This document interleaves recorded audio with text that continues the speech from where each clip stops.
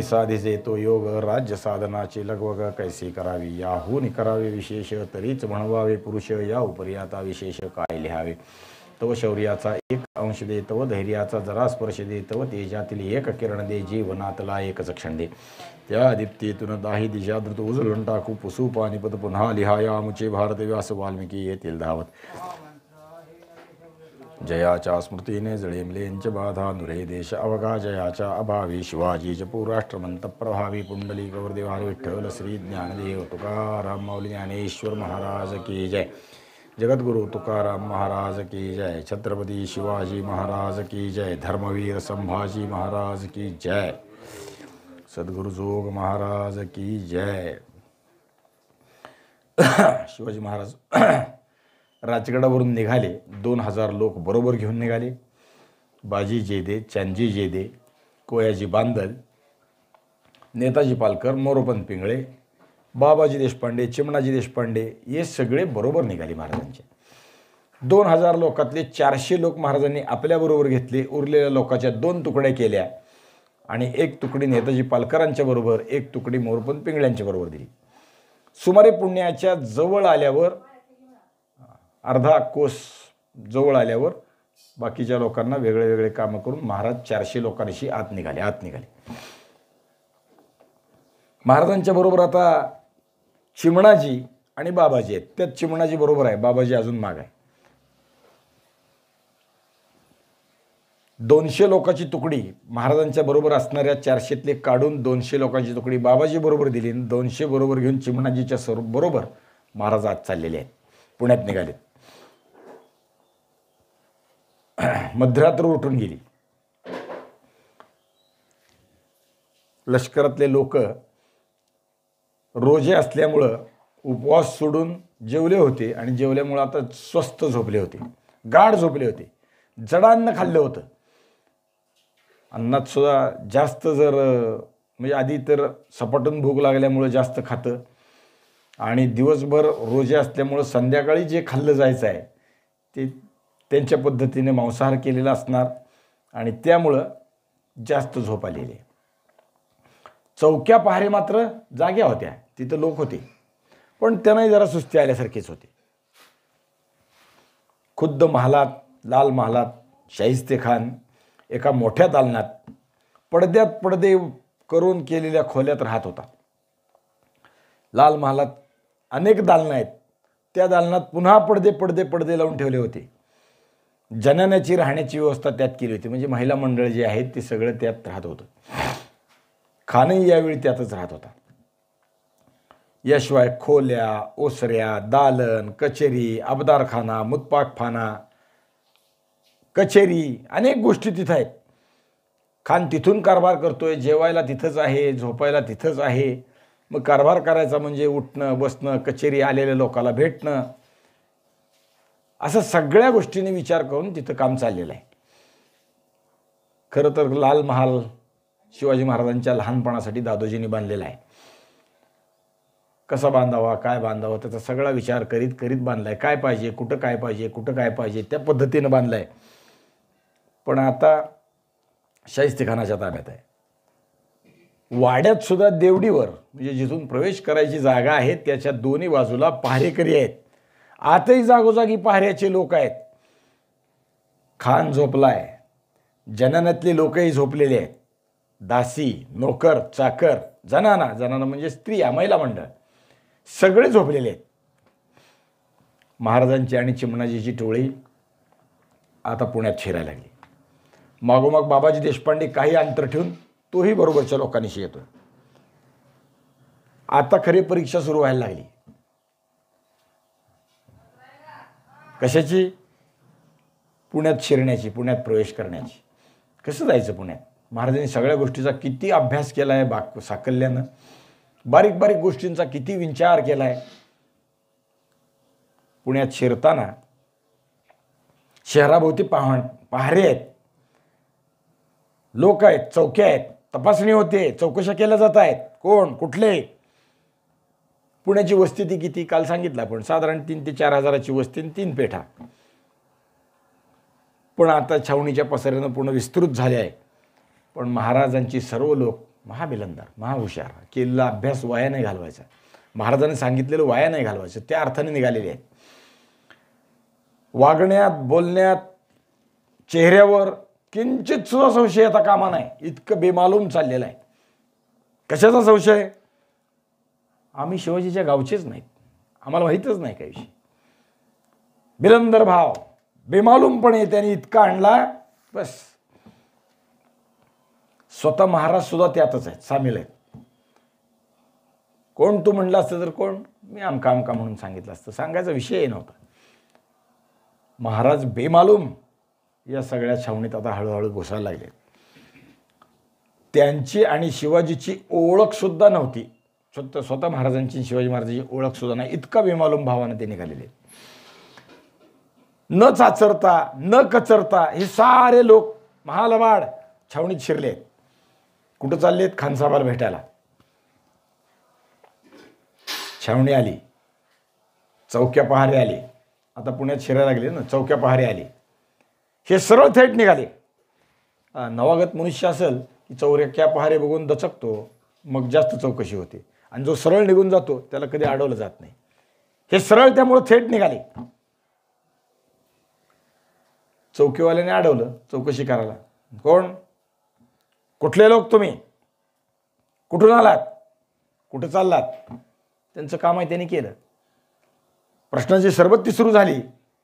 पण या महाबिलंदरांनी, सगळ्या अशा बिलंदरांचे हे वस्तात, नुसते बिलंदर नाही, या सगळ्यांनी हातोहात त्यांना फसवलं. उत्तरं ठणठणीत दिली, झोकून उत्तरं दिली. काय सांगितलं? आम्ही कटकातले लोक चौकी पाहायला गेलो होतो, आता माघारी चाललोय. म्हणजे आम्ही मोगलाच्या छावणीतलेच लोक, कटकातले म्हणजे सैन्यातले लोक, तुमच्यातलेच लोक. आम्ही रात्रीची गस्त घालायला बाहेर गेलो होतो, खानसाहेबाचा आदेश आहे म्हणून गस्तीला जे लोक नेमलेले आहेत त्यातले आम्ही आहोत. बाहेरच्या छबिन्याला गस्त घालायला गेलो होतो, काम संपून आता माघारी चाललोय. म्हणजे रात्री सुद्धा छावणी जागी आहे म्हणून जे लोक ठेवले तेच आम्ही आहेत. आज छावणीत नाही, छावणीच्या बाहेर आम्हाला गस्तीला पाठवलंय, छबिन्याला गस्तीला पाठवलंय, म्हणून आम्ही आता माघारी चाललोय, गस्त संपली. म्हणजे मोगली छावणीची काही शिस्त आहे, त्या शिस्तीतले आम्ही आहोत. ती गस्त तिकडची संपून आता आम्ही माघारी निघालेलो आहे. महाराजांची बतावणी इतकी बेमालूम होती आणि ती सहज पचली. जागोजागीचे पहारेकरी त्यांना विचारित होते आणि हे उत्तर त्यांना खरी वाटत होते. कारण तसंच होतो की ते अभ्यास केलाय महाराजांनी. पहा काय होतं कारण. शाहिस्तेखानाच्या लष्करात खूप लोक होते, तसंच मराठी लोक होते. त्यामुळे हे ओळखू येतील नाही येतील असा विषय राहिलाच नाही. मराठी लोक कोण होते? सिंदखेडचे जाधवराव, शिवाजी महाराजांच्या मामाच्या घरातले सगळे, त्यांच्याबरोबरचं लष्कर मराठी आहे. दुसरे सर्जेराव घाडगे, गाढे, कोकाटे, गायकवाड, काकडे, खंडागळे, पवार, भोसले आणि होनप देशपांडे पुण्याचे, सगळेच बरोबर. त्यामुळं चालणं, बोलणं, वागणं जरी मराठी असलं तरी आपल्या लोकातले असं वाटलं, दिलं सोडून. रायबागन तीही मराठी आहे. हे सारे सरदार महाराजांच्या विरुद्ध सामील झालेले आहेत. त्यामुळे खानाच्या छावणीत सर्वच लष्कर आहे, त्यात मराठी लोक आहेत. छावणीवर छापे पडू नये म्हणून लोकांच्या नेमणुका केल्या आहेत. बाहेर गस्तीला लोक पाठवले, टेहळणीला पाठवलेत. छावणीपासून म्हणजे पुण्यापासून सुमारे बाहेर 1.5 कोस किंवा त्याहून जास्त अंतर हे टेहळीसाठी फिरायत असतात. लोक फिरतात, लक्ष देतात, बारकाईनं पाहतात. अशा पद्धतीनं बाहेर टेहळी फिरत असतात. मग हे टेहळणीला गेलेले, छबिन्याला गेलेले, त्यांना म्हणायचं छबिन्याचे लोक.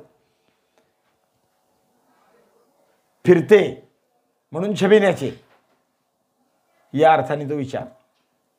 छबिन्याचे लोक आहेत म्हणजे महाराजांनी किती गोष्टीचं अध्ययन केलेलं आहे. ह्यांचे पहारे कधी बदलतात, छावणीपासून बाहेर किती लोक जातात, केव्हा येतात, कोण जातात, पहारे बदलण्याचा विचारानं सगळा विचार केलाय. म्हणून जेव्हा माघारी येतात तेव्हा चौकशा कशा केल्या जातात, काय केले जातं, काय विचारलं जातं. त्यांना विचारलं जातं कुठे गेलता, कोणाचे लोक, अमक्या ठिकाणी गेलतो, छबिन्याला गेलतो म्हणजे पाहाऱ्याला गेलतो, मान्य आहे. मग कुठं चालला आता, आता आमच्या जागेवर चाललो, कुठला तुमचा जागा, तेही सांगायला तयार आहेत नाही. कारण प्रत्येक माणूस काय प्रत्येकाला ओळखत नाही. कुणाचे आहेत, जाधवरावाचे आहेत, विचारले असतं तर तयारीच होती पुढची. अनेक गोष्टींची उत्तरं आधीच तयार आहेत. प्रश्नाची सरबत्ती काय होणार आहे माहीत आहे. सराव सगळा करून झालेला आहे, अभ्यास सगळा करून झालेला आहे. काय होऊ शकतं याचा विचार केलाय. एवढ्या 1,00,000-1,50,000 लोकांमध्ये हे कुणाचे लोक आहेत कुणालाच ओळखू येणार नाहीत. नुसतं मालकाचं नाव सांगितलं की संपले, आपल्याबरोबर आहेत एवढं माहिती आहे. त्यातून थोडा मोगलाई कारभार, ढिलेपणा, भोंगळसुतीपणा, बावळटपणा, निर्बुद्धपणा, सगळ्याची एकमेकाची चढाओढ. मागे एकदा गोष्ट सांगितली होती मी. मोगलाईमध्ये हैदराबादचा निजाम हा मोगलाचाच होता, दक्षिणेचा तो मुख्य. पण त्याच्याकडे एकाने भोपळ्यावरती नुसतं शाई लावून भोपळ्याच्या देठाला लाखो रुपये मिळवले. हा शिक्का कोणाचा, दारात बसलेल्या माणसाचा. कोण आहे, तंबू बांधला, चौकी बांधली, सगळं केलं, त्याचा उद्योग. हे मोगलाई कारभार, असंच सगळं. आता हे लोक थेट पुण्यात शिरून शाहिस्तेखानाचा गळा कापणार आहेत अशी शंका सुद्धा पहारेकऱ्याला आली नाही. इतकंच काय, पहारेकऱ्याला शंका आली नाही पेक्षा पुढचं जर कुणी सांगितलं असतं की हे शाहिस्तेखानाला मारायला चाललेले आहेत तर त्यांनी विश्वास ठेवला नसता. कोणाचं धाडस आहे, कोणाची मायवी आली आहे, कोण येतं एवढ्या लष्करात, एवढ्या गर्दीत, एवढ्या लाख लोकात, कोण, शक्यच नाही. हा शिवाजी आहे म्हणून जर कोणी सांगितलं असतं तरी त्यांनी विश्वास ठेवला नसता एकमेकात. इतकं ते बेमालूम किंवा ह्यांचं मोगलाई कारभार इतका बेशिस्त आहे. ठिकठिकाणच्या पहारेकऱ्यांनी पुढं अनेक ठिकाणी जेव्हा चौकशी होते तेव्हा मागच्यानी पुढच्यानी विचार केला असेल. 2 पद्धतीनं आहे. जेव्हा पहिली चौकी असते तेव्हा त्यांनी चौकशी केली आहे म्हणून पुढचे लोक म्हणतील मागच्याने चौकशी केली आहे. कुठले, कटकातले, जाऊ द्या पुढं. पुढच्या ज्या चौक्या आहेत टप्पे टप्पे टप्पे टप्पे करत शेवटपर्यंत आलेलं असतं तेव्हा शेवटच्या चौकीपर्यंतची माणसं पहिल्या चौकीने यांची विचारपूस केली आहे, जाऊ द्या पुढं. आणि पहिल्या चौकीने विचार केला असेल आता पुढं खूप ठिकाणी चौकशी होणार आहे, आपण कशाला जास्त चौक, कुठले आहेत, कटकातले आहेत, जाऊ द्या पुढं. कशाला जास्त वास्तपुस्त करायची, झालं पुढचे बघून घेतील. त्यांच्यापासून जाताना आपल्यापासून आपण विचारलं. महाराज स्वतः आणि हे त्यांचे 400 चेले या अर्थाने आता आत आत आत आत चालले. कोण विचारतो, कोण चौकशी करतो, पण छावणीत सरळ प्रवेश केला महाराजांनी. लग्नाच्या गर्दीत काही लबाड लोक असतात, आपला डाव साधतात. नवरीकडच्याने विचारलं कुठले की नवऱ्याकडचं सांगायचं, आणि नवऱ्याकडच्याने विचारलं कुठले की नवरीकडच्याचं सांगायचं. जाऊन झोडून यायचं. चांगलं सगळं चांगलं चुंगलं खायचं, नुसतं खायचं नाही, जे मिळेल ते गवाळ घेऊन पळून जायचं असतं. अगदी स्टेजवर जाऊन नवरा नवरीला भेटून सुद्धा येतात, पाकिट पण देतात, पाकिटात काहीच घालत नाहीत. उद्योगी असतात हे माणसं, कारण त्यांना माहीत असतं मानवी स्वभावाचा विश्लेषण अभ्यास त्यांनी केलेला असतो. ह्यांना सांगायचे त्यांचे, त्यांना सांगायचे ह्यांचे. शिवाजी महाराजांनी 1,00,000 लोकांच्या मानवी स्वभावाचं विश्लेषण केलंय, अभ्यास केलाय. हे कसे वागतायत, हेरांकडून बातम्या काढलेल्या आहेत, अभ्यास केलाय. कसा आहे, साधारण अमुक. आता अवेळी जर गेले असते तर कटकातले लोक केव्हा बदलतात म्हणून तुम्ही वेगळ्या वेळेला आलाय म्हणून धरलं असतं ना. ती वेळ बरोबर महाराजांनी साधलेली आहे.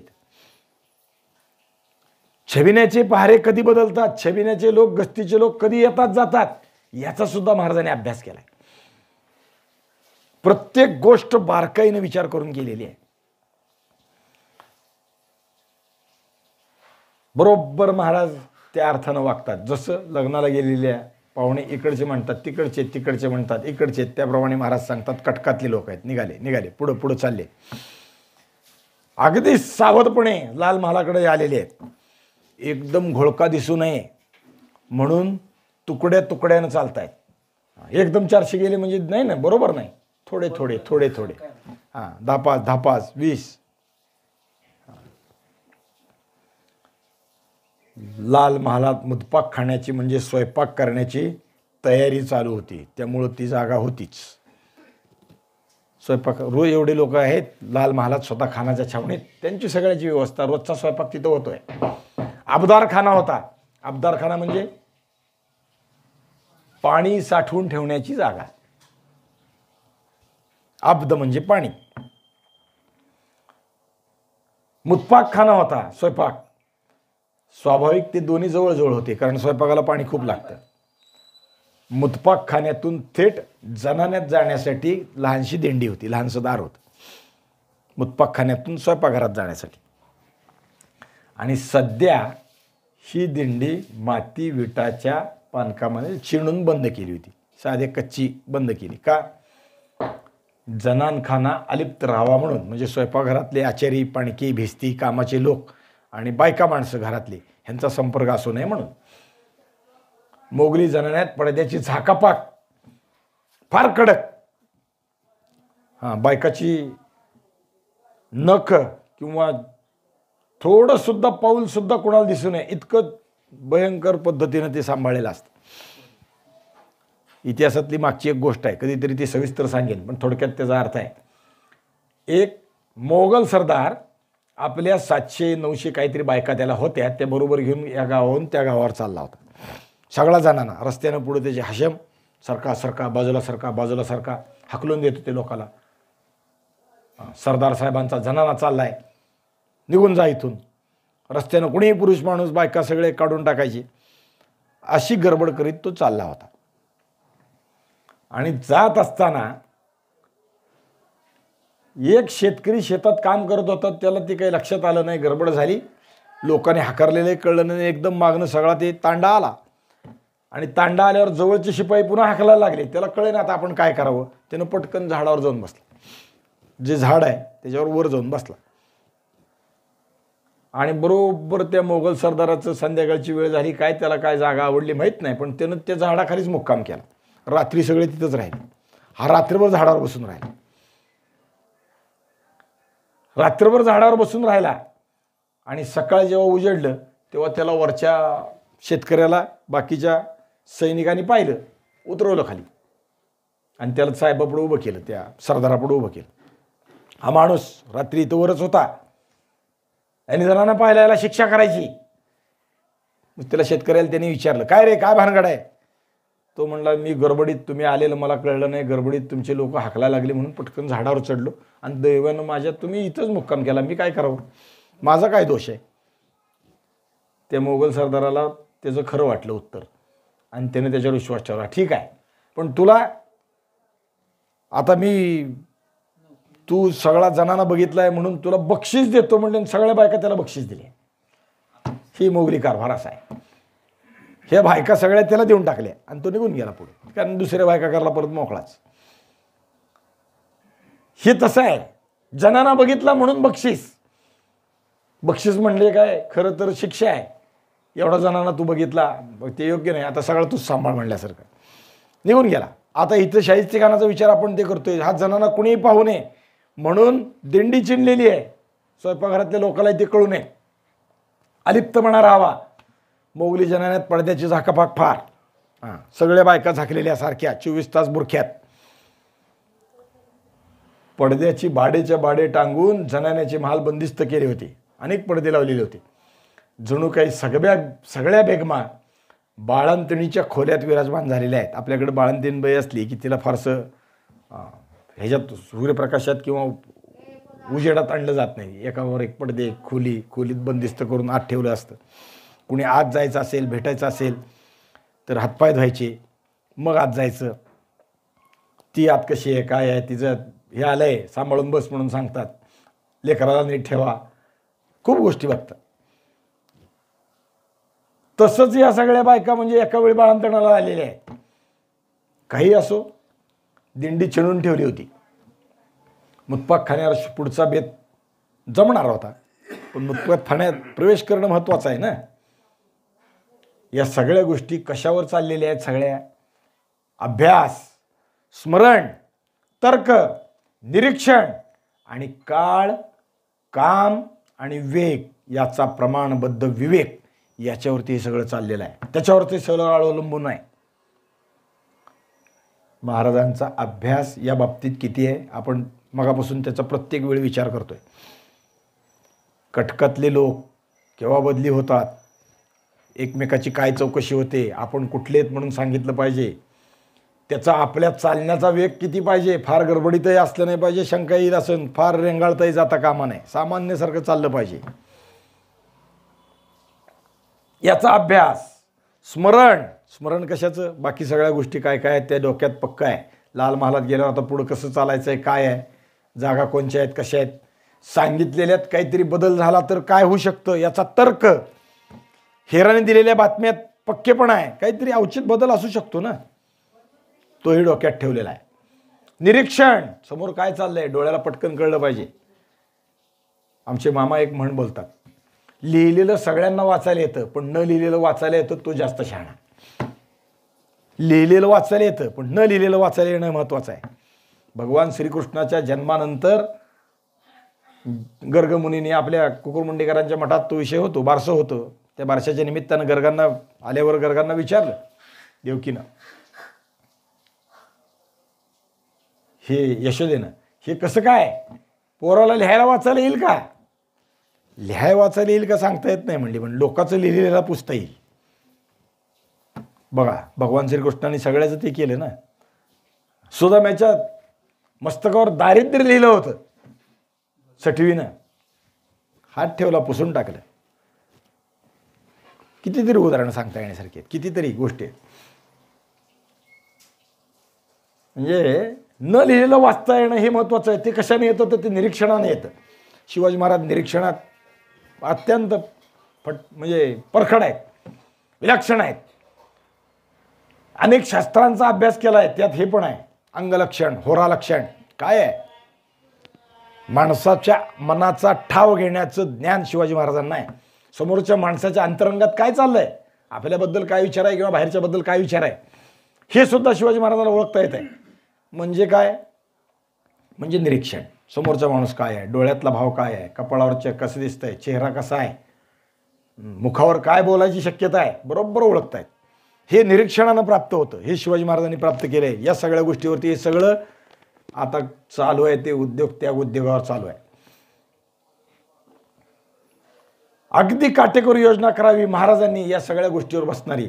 अभ्यास, स्मरण, तर्क, निरीक्षण, काळ, काम, वेग यांच्या बेतावर पुढच्या गोष्टी, त्याच्यावरचा विवेक आणि योजना पार पाडावी महाराजांनीच. आपण जर शिवाजी महाराजांचे पाईक म्हणून घेत असू तर या सगळ्या गोष्टीचं आपल्यालाही ज्ञान असलं पाहिजे, आपण ते प्राप्त करून घेतलं पाहिजे. म्हणजे मग आपण यशस्वी होऊ शकू, शिवाजी महाराजांचे जीवलग होऊ शकू, स्वराज्याचे पाईक होऊ शकू, स्वराज्याचे सैनिक होऊ शकू. या सगळ्या गोष्टी आयत्या वेळी केलेल्या नव्हत्या. बघू प्रसंग पडेल तसं असं नाही केलेलं. आधी त्याच्यासाठी महाराजांनी सराव केला आहे, योजना तयार केली आहे.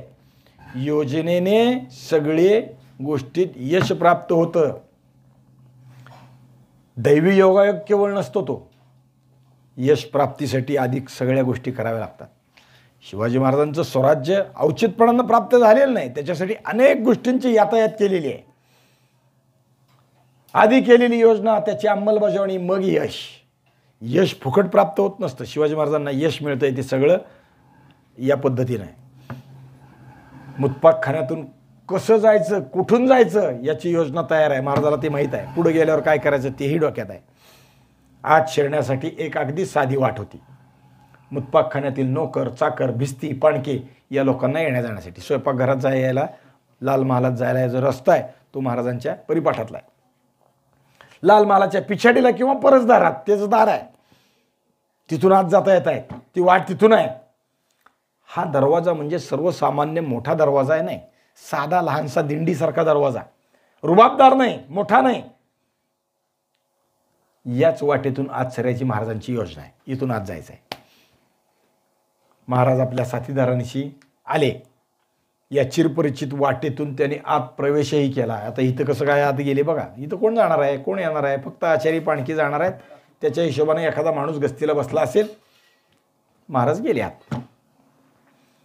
मागोमाग पटापट बिनबोभाट चिमणाजी आणि बाबाजीच्या टोळ्यांनी सुद्धा प्रवेश केला. महाराज गेले, त्याच्या मागे चिमणाजी गेला, चिमणाजी बरोबर बाबाजी गेला.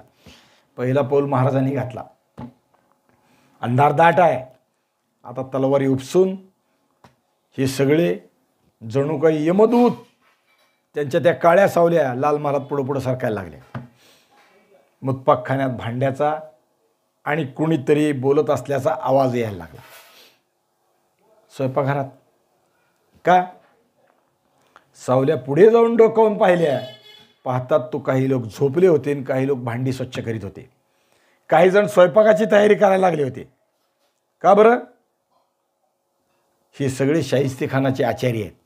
आता खान पहाटे उठेल, दिवसभर रोजा आहे म्हणून उजेडायच्या आधी खाईल. ते खाण्यासाठी स्वयंपाकाची तयारी सुरू झाली होती. इतक्या लवकर कामाला लागले होते.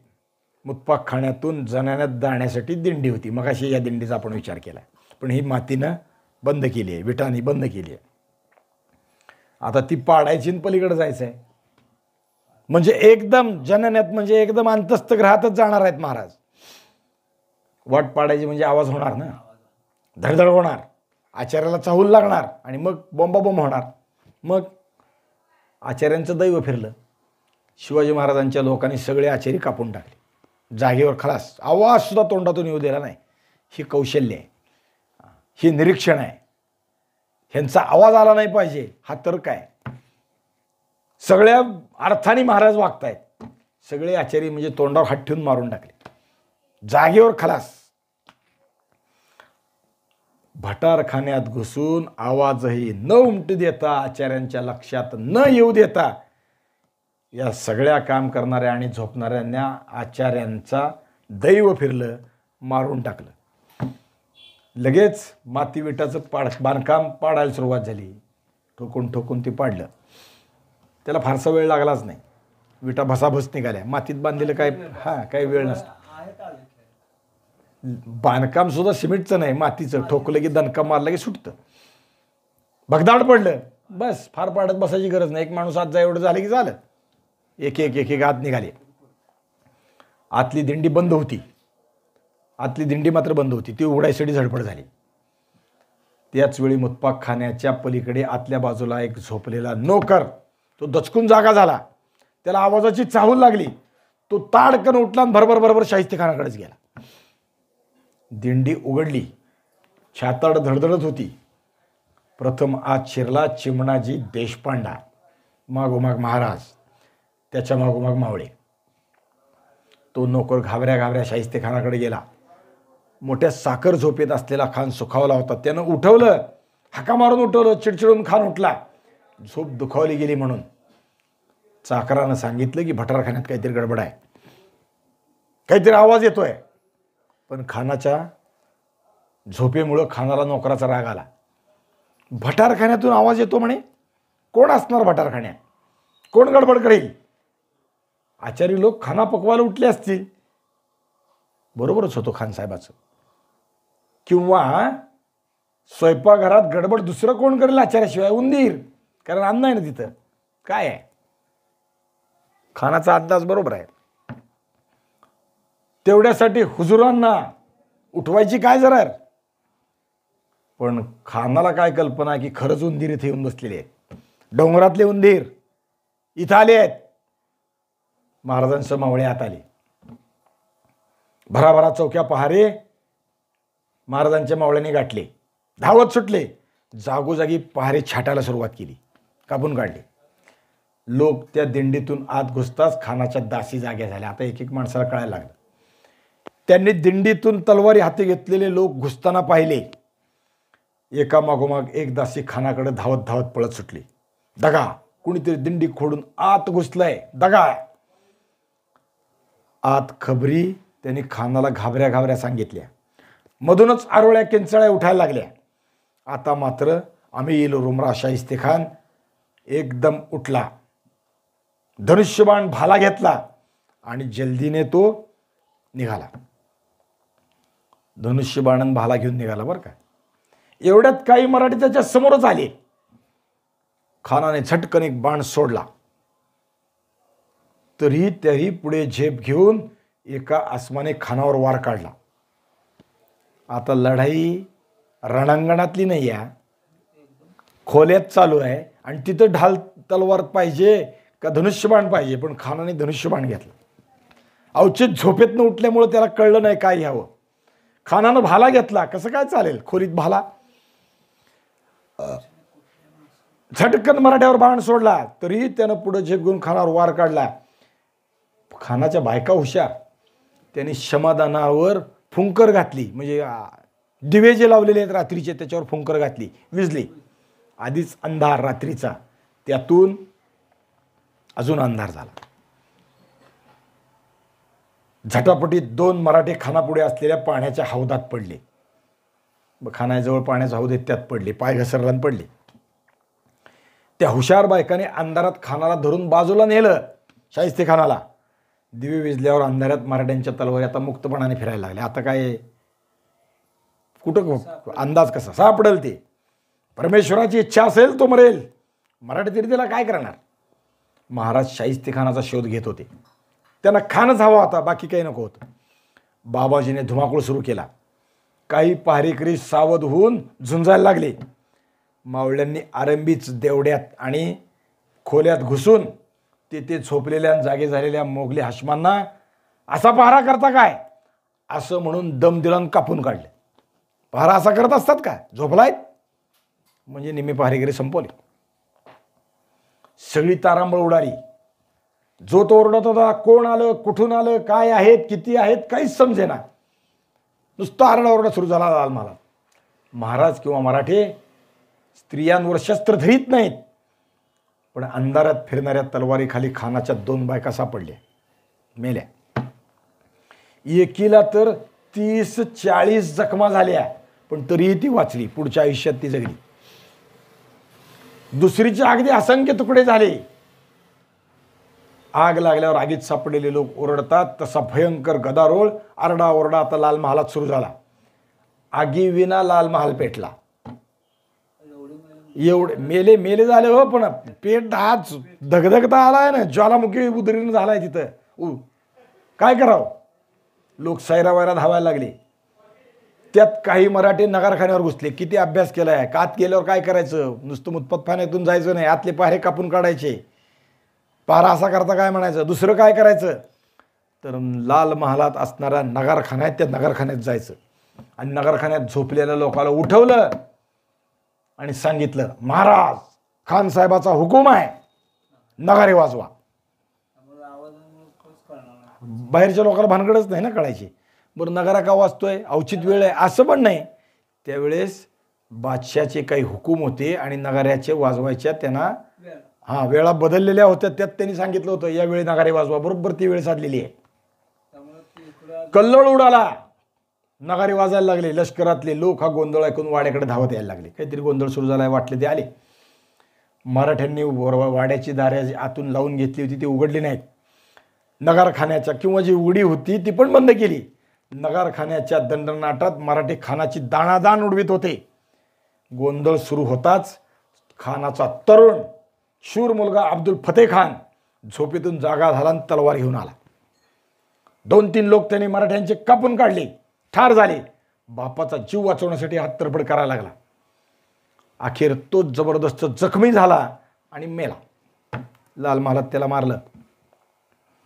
महाराजांच्या माणसाला जखमा होत होत्या. चांदी जेधे आणि कोयाजी बांदल या दोघांनाही जखमा झाल्या. युद्धात लढाईत लागायचं. आता अंधारात काय सांगता येत नाही. खान जीव मुठीत धरून बसला होता. खानाच्या बायकांनी खानाला जनान्यातील एखाद्या पडद्यात, जनान्याच्या पडद्यात नेऊन बसवलं. तिथे काही स्त्रिया होत्या. एवढ्यात तिथला पडदा टर करून फाटला. महाराजांची तलवार पडद्यात घुसली. वाड्यात त्या दालनात महाराज आले. बायकांनी किंकाळी फोडली. खान आपली तलवार घालण्यासाठी उठला. महाराजांची नजर त्याच्याकडे गेली. महाराजांनी ओळखलं, हाच खान.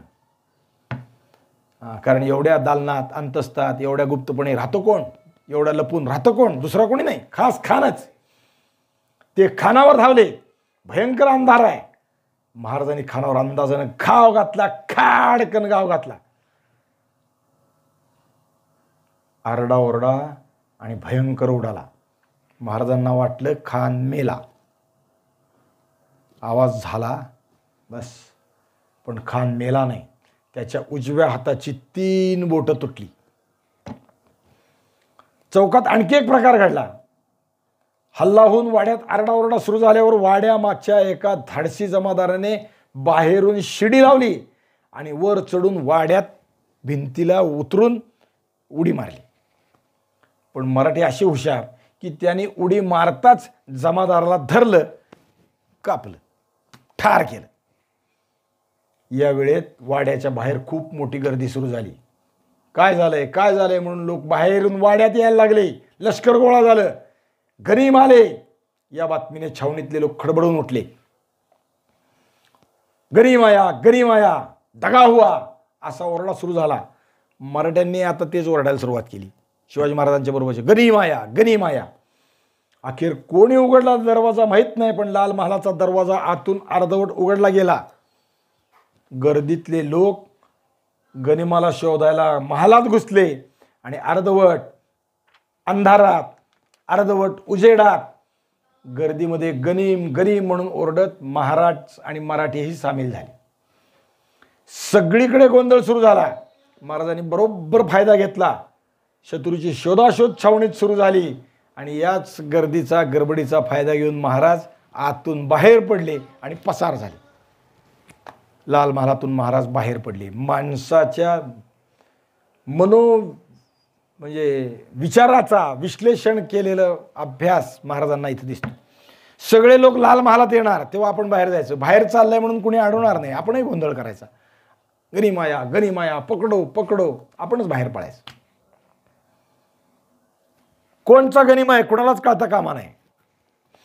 मोरोपंत आणि नेताजी छावणीच्या बाहेर उभेच होते. आत गोंधळ सुरू झाला तर तुम्ही या सांगितलेलं आहे. महाराज येतात सर्वजण एक एक होऊन वाटेवर ठेवलेल्या मावळ्यांच्या टोळ्या घेऊन सिंहगडाकडे अत्यंत झपाट्याने दौडत निघाले. महाराज बाहेर पडले की टोळ्या ठेवलेल्या आहेत ते सगळे महाराजाला समाविष्ट झाले. पटपट पटपट महाराजांवर काही आघात होऊ नये म्हणून सगळे गोळा होत आहेत. बाहेर महाराजांना पाठराखण करत करत सगळे सुटले. दौडत दौडत बाहेर पडले, सिंहगडाकडे निघाले. सिंहगड पुण्यापासून 7 कोसावर जवळ आहे. महाराज फारच झपाट्याने सिंहगडावर पोहोचले, कारण अंतर लवकर पार पाहिलं पाहिजे. पुढं राजगडाकडे जाणं धोक्याचं आहे, कारण मागं लागले म्हणजे त्रास होईल. पटकन आपला किल्ला जवळचा कोणचा तिथं महाराजांना जायचं आहे. महाराज अशा समजुतीत आहेत की आपण शाहिस्तेखानाला ठार केलंय. लाल महालात अंधारा बसल्यामुळे खान मेला किंवा जखमी झाला हे स्पष्टपणाने कळलेलं नाही. शाहिस्तेखान खरोखर अत्यंत बंदिस्त वाड्यात होता. लाखाच्या वर फौज त्याच्या भोवती पसरली होती. अशाही परिस्थितीत खानाच्या देहावर घाव घालण्यासाठी उडी घेणं म्हणजे खरोखर भगवान कृष्णासारखं कालियाच्या डोहात उडी घेणं आहे. महाराजांनी आपल्या गनिमेकावाच्या तंत्राने ते पार पाडलं, यशस्वी पार पाडलं. तंत्र वापरलं आणि डाव जिंकला. जिजाऊसाहेब राजगडावर आहेत. नंतर महाराज सिंहगडावरून राजगडाकडे गेले. फतेखान, अफजल खान, संभाजी मामा मोहिते, कारतलब खान, सिद्दी जोहर सगळे बड्या बड्या बहादुरांची शिवाजीराजाने कशी दाणादाण केली, हे फजिती केली हे माहीत असूनही शाहिस्तेखानाच्या स्वतःच्या वाट्यालाही आता फजिती आली. त्या लाख फौजेचा, 500 हत्तीचा, तोफखान्याचा, दारुगोळ्याचा आणि मुत्सद्देगिरीचा काहीही उपयोग झाला नाही. प्रत्येक वेळी महाराज काहीतरी नवीन डाव खेळत होते. शत्रू किती हुशार असला तरी सुन्न होऊन डोके खाजवीत पराभव पत्करीत होता. दुसरं काही करता येत नाही. आता झालं तेच. लाल महालात शाहिस्तेखानाचा पराभव झाला. खाशा शाहिस्तेखानावर घाव पडला. महाराजांना वाटले की खान मेला, पण खानाची 3 बोटं तुटली. लाल महालात रडारड गोंधळ अजून चालूच होता. खानाचे सैनिक छावणीत धावाधाव करीत होते आणि गनिमाला शोधत होते आणि गनीम सिंहगडावर पसार झाला होता. शाहिस्तेखानाच्या तुटक्या बोटातून रक्त ठिपकत होतं. तलवारीने महाराज अंधारात आंधळी कोशिंबीर खेळले आणि लाल महाल रक्ताने लाल होऊन गेला. खानाची एकूण 55 माणसं लाल महालात मारली गेली. त्यात खानाचा पोरगा होता अब्दुल फतेह खान. तो खरोखरच दुर्दैवी. तो नुकताच म्हणजे 1 दिवस आधी तारीख 4 एप्रिल 1663 ला पुण्यात आला होता आणि महालात येऊन राहिला होता. एकच दिवस आधी आला. त्याच्या आधी तो दिल्लीत होता. तो काबूलच्या मोहिमेवर गेला होता. तिकडनं दिल्लीत आला आणि दिल्लीतून तो शाहिस्तेखानाच्या मत्तीला किंवा बापासाठी तिथं आला. तो धाडसी होता, शूर होता, स्वतः संकटात उडी घेणारा असा होता. बापासाठी वाटेल ते करायला तयार होता आणि त्यात त्याचा लढता लढता जीव गेला. खानाचे इतर 2 पुत्रही जखमी झाले. शिवाय एक जावाई, सेनाधिकारी, सरदार, 40 मोठे दरकदार, 12 स्त्रिया ठार झाल्या. एवढी लोक मेली खानाची. खानाची एक बेगम तर इतकी भयंकर मेली किंवा ठार झाली की तिच्या शरीराचे अंधारात इतके तुकडे झाले की ते भरता येईनात म्हणून टोपलीत भरून न्यावे लागले. छिन्न विच्छिन्न झाले प्रेत. पण हा दोष मराठ्यांचा नव्हता. हा दोष अंधारामुळे त्यांना काही दिसलं नाही याचा होता. पुरुष आहे की स्त्री आहे कळलं नाही. अंदाजानं दिसेल त्या सावलीला खान आणि खानाचा शिपाई समजून मराठी घाव घालीत होते. मुद्दामून बायकावर हल्ला करणे मराठ्यांची रीतच नाही. उलट शत्रूकडील बायकांच्या बाबतीत महाराजांचा दंडक किंवा नीती शुद्ध आदराने वागवतो याचा निर्वाळा खुद्द औरंगजेबाने दिलेला आहे. औरंगजेबाच्या दरबारात असलेला महाराजांचा अधिक कडवटपणाने द्वेष करणारा प्रख्यात तवाईखनीस हाशिम अली खान उर्फ मोहम्मद हाशिम खाफी खान याने तसं लिहूनही ठेवलेलं आहे. पण एकंदरीत या सगळ्या प्रकरणात खानाच्या कुटुंबाची मात्र दैना उडाली. याशिवाय ही झाली बडे लोक. खानाच्या छावणीतले किंवा लाल महालातले आचारी, नोकर, चाकर, खोजे किती मेले आकडा नाही. खानाच्या बायकाने अतोनात शोक केला. खुद्द महाराजांच्या भवानीच्या घावाखाली नवाब शाहिस्तेखानाची 3 बोटं साप तुटली. कसली फजिती. आता उभ्या रियासतीतले लोक जन्मभर नाही मेलं तरी पुढं येऊन आपली थट्टा करणार हे त्याला स्पष्ट दिसायला लागलं. खरोखर खान मरायला पाहिजे होता किंवा पूर्ण वाचायला तरी पाहिजे होता. मेला असता तर शहीद झाला असता. पण आता धड ना शहीद ना धड शेर ना सलामत. बावळटपणाचा शिक्का त्याच्या कपाळी पडला कायमचा. खानाची आबरू पार गेली. शिवाय 3 बोटं गेली ती गेलीच. आता हा पराभव जन्मभर तळ हातावर बागवत फिरायची पाळी आली. थोटा प्रत्येक घासाला दरवेळी जेवताना आठवण पहिल्यांदा कोणाची? शिवाजी. कारण जेवायला हातच राहिला नाही ना, बोटच गेली. कसं करावं? 3 बोटं म्हणजे शिवाजी. प्रथम तर बातमी अशी पसरली की खान ठार झाला. पण खुद्द शिवाजी महाराजांची समजूत तशी होती. पण ती खोटी ठरली. खानाच्या छावणीत आश्चर्य, गडबड, घाबरगुंडी उडाली. आम्हा कोणालाही थांगपत्ता ल लागू देता शिवाजी आत आलाच कसा आणि वाड्यात शिरलाच कसा. शिवाजी दगलबाज आहे, कपटी आहे. धन्य. म्हणजे महाराजांनी सगळ्यांना विचारून आत जायला पाहिजे होतं काय? मी खानाला मारायला चाललोय, मला सोडा. महाराजांच्या या धाडसी धुडगुसोने खानाची आणि अनेकांची खात्री पटली की शिवाजी सैतान आहे. त्याला चेटूक करता येतं. त्याला पाहिजे तिथं गुप्तपणाने प्रगट होता येतं. पाहिजे तेव्हा गुप्त होता येतं. त्याशिवाय हे शक्य नाही. म्हणूनच तो एकदम लाल मालात आला. आणि मग शिवाजी महाराजांच्या विषयी सगळ्या मोगलाच्या छावणीत अनेक कल्पना सुरू झाल्या. त्याला उडता येतं, त्याला गुप्त होता येतं, त्याला प्रगट होता येतं, त्याला पंख आहेत, अनेक गोष्टी करता येतात, जादूगार आहे. लाल महालाच्या छावणीत दंगलीत महाराजांचंही नुकसान झालं. महाराजांची 6 माणसे ठार झाली आणि 40 माणसं जखमी झाली. छावणीत असंख्य सरदार आणि लाखाच्या वर फौज होती. हे झालं तरी कसं? असं झालं कसं याची चर्चा आणि कुजबूज सुरू झाली. आणि यातून एकच निष्कर्ष निघाला. कोणता? हे महाराजा जसवंत सिंगामुळे झालं. तो शिवाजीला फितूर झाला. झालं वड्याचं तेल वांग्यावर. स्वतः अजगळासारखं बेसावत राहायचं आणि आपल्या पराभवाचं खापर दुसऱ्यावर फोडायचं. शत्रू येऊन नाक कापून गेला की कोणातरी बड्या राजपूत सरदारावर खापर फोडायचं. ही नेहमीच शाही सरदारांची आणि दरकदाराची मोगलातली वहिवाट होती तीच आता दिसली. वास्तविक जसवंत सिंग काही दोषी नव्हता. त्याच्या हाताखाली 10,000ची फौज होती. पण 10,000ची फौज असून तू शिवाजीला पळून जात असताना काही का केलं नाहीस म्हणून त्याला दोषी धरण्यात आलं. आणि बाकी पुन्हा काय झालं त्याचा विचार आपण उद्या करू. पुंडलिक वरदेव हरी विठ्ठल श्री ज्ञानदेव तुकाराम विठ्ठल विठ्ठल. पुंडलिक वरदेव हरी विठ्ठल श्री ज्ञानदेव तुकाराम माऊली ज्ञानेश्वर महाराज की जय. जगद्गुरु तुकाराम महाराज की जय. छत्रपती शिवाजी महाराज की जय. धर्मवीर संभाजी महाराज की जय. सद्गुरु जोग महाराज की जय.